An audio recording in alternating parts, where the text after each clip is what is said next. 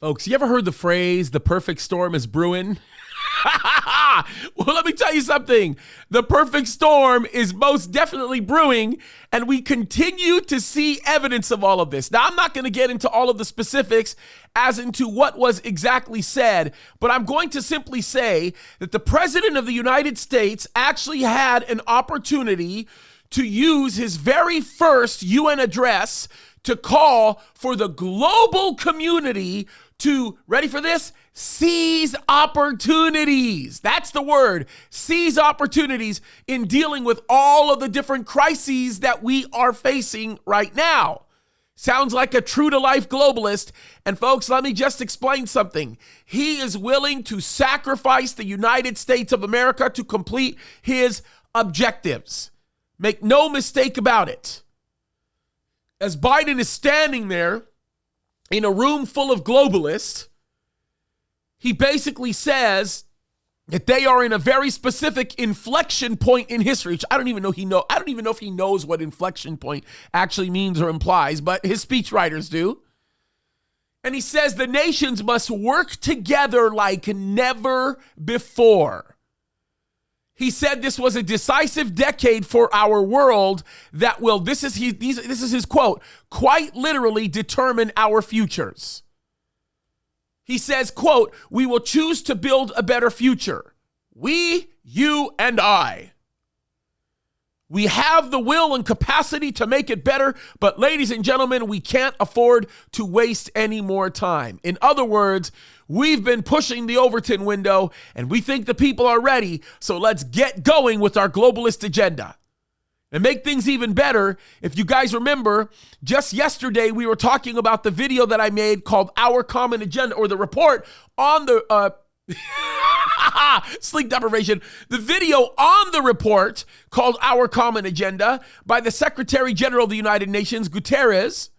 And it's interesting that I talked about him yesterday because he's calling for a UN-led New World Order. And this same Secretary Guterres sits down with Biden. I kid you not, sits down with Biden before the speech and basically tells him to fix the completely dysfunctional relationship with China. More on that to come because there's some very interesting things that are going on.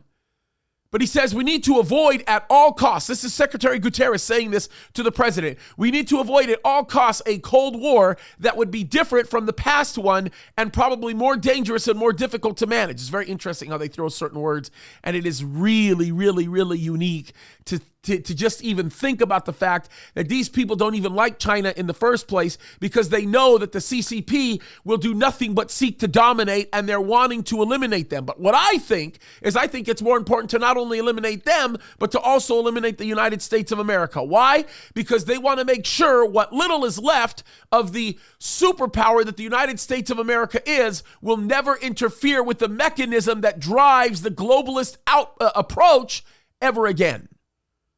It's very, very sad. But watch this quote. This quote gets scary. This is Biden saying this. He says the United States is ready to work with any nation that steps up and pursues peaceful resolution to shared challenges, even if we have intense disagreements in other areas.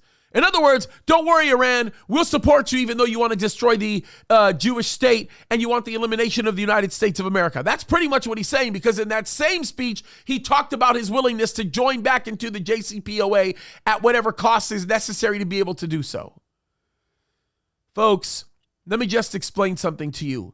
We are coming to a place where people are going to be forced to have to understand what their true beliefs are and either stand by them or abandon whatever it is they thought they could hold on to because it was something that they didn't completely understand. Folks, we are in a world today where we need to know that we know that we know that we know that we know that we know that we are doing the right thing. And the only people that can do that effectively and correctly are believers.